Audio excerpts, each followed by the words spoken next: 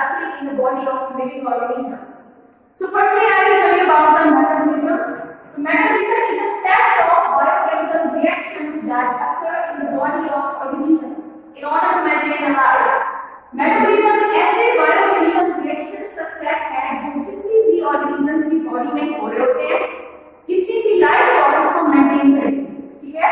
तो अब मेटाबॉलिज्म तमाम बायोकेमिकल रिएक्शंस के कंसिस्ट है। इसकी फर्दर टू टाइप्स हैं, ठीक है। The first type is catabolism and second type is anabolism. So catabolism क्या होता है? Catabolism is the broken down of larger molecules, यानी ऐसा process is the process in which the larger molecules are broken down, ठीक है। ऐसा process जिसमें larger molecules की ब्रेकडाउन हो रही है। एज फॉर एग्जांपल रेस्पिरेशन का प्रोसेस, जिसमें हम कोई फूड खाते हैं, कोई फूड कंज्यूम करते हैं, उसकी ब्रोकन डाउन होती है, वो ब्रेक डाउन होती है टू सिंपलर सब्सटेंसेस और फिर हमें एनर्जी जो है। इसी तरह से दूसरा प्रोसेस है anabolism. Anabolism is the synthesis of larger molecules, यानी ऐसा प्रोसेस, ऐसा बायोकेमिकल रिएक्शन जिसके अंदर लार्जर मॉलिक्यूल्स की सिंथेसिस हो रही है, इसको हम कहते हैं this is anabolic process.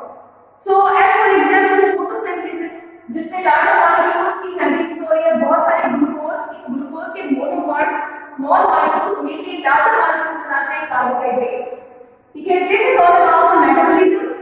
So I will tell you about the enzymes. Basically आज हम एंजाइम्स को स्टडी करें। So enzymes are the biological catalyst which speed up the rate of reaction, यानी ऐसे बायोलॉजिकल कैटलिस्ट जो किसी भी रेट ऑफ रिएक्शन को स्पीड अप करें, एनहांस करें, ठीक है। बायोलॉजिकल कैटलिस्ट का मतलब क्या होता है?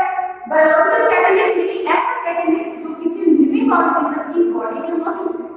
और कैटलिस्ट क्या होता है? कैटलिस्ट ऐसे सब्सटेंस को कहते हैं जो रेट ऑफ रिएक्शन को इंक्रीज करते हैं। बायोलॉजिकल कैटलिस्ट जो किसी लिविंग ऑर्गेनिज्म की बॉडी के रिएक्शन को इंक्रीज करते हैं या स्पीड अप करते हैं। So enzymes are biological catalysts which speed up the rate of reaction. इसी तरह से अगर हम बात करें एंजाइम की नेचर की, तो almost all enzymes are protein in nature. ये जितने भी एंजाइम हैं ये सारे प्रोटीन इन नेचर होते हैं ऑलमोस्ट। लेकिन कुछ एंजाइम ऐसे भी होते हैं जो आरएनए इन नेचर हैं, इनको हम राइबोसाइट्स कहते हैं, but almost enzymes are protein in nature. So viewers, सबसे पहले एंजाइम की टर्म को विल्हेल्म कोले एक साइंटिस्ट था, इसने यूज किया था इन 1878 में विल्हेल्म कोले ने सबसे पहले एंजाइम की टर्म यूज की थी।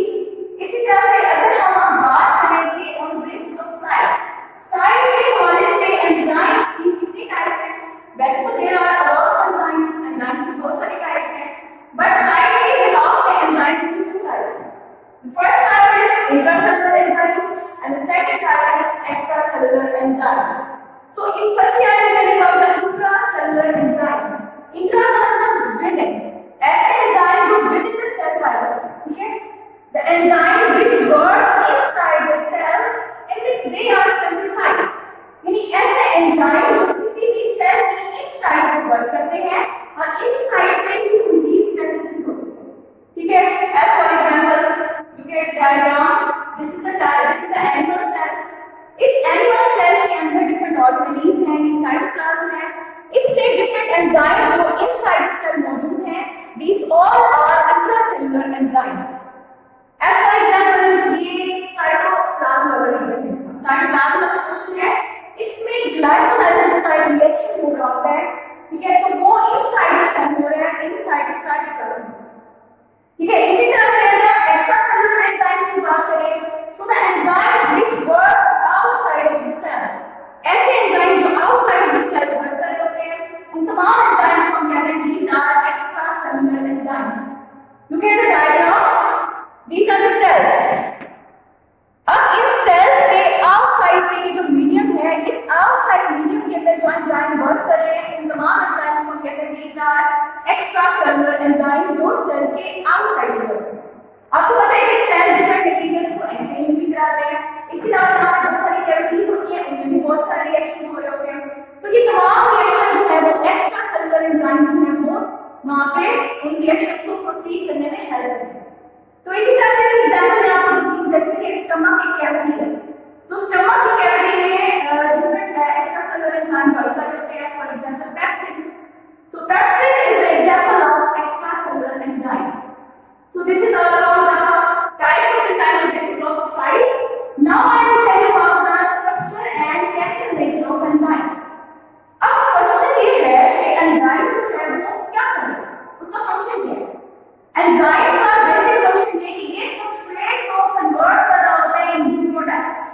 Now the question is that what are substrate?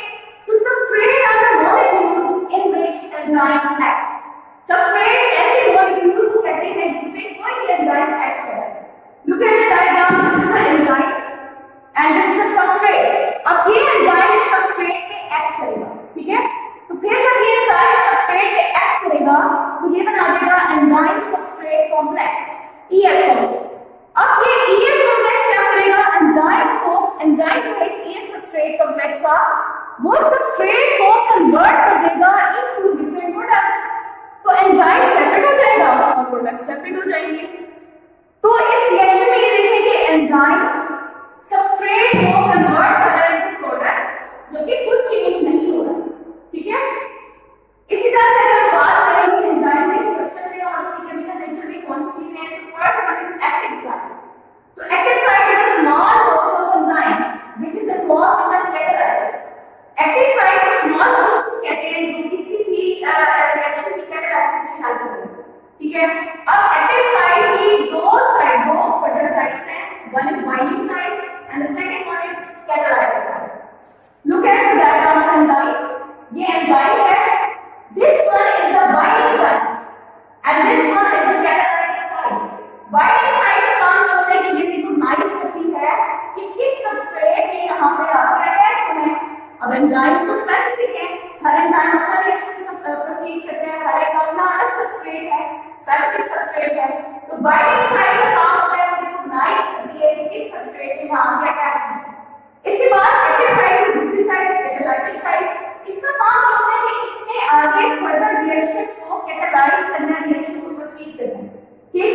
तो इसी तरह से जब ये सबस्ट्रेट इसके साथ एक्टिव साइट के साथ आके अटैच हो जाएगा, ES कॉम्प्लेक्स बनेगा और एंजाइम जो है वो कन्वर्ट कर देगा सबस्ट्रेट को इनटू डिफरेंट प्रोडक्ट्स. फिर इसी तरह हम बात करें कि डिफरेंट और कौन से स्ट्रक्चर है जो एंजाइम में पाए जाते हैं, तो कोफैक्टर्स. कोफैक्टर्स क्या है? Cofactors are non-coding molecules.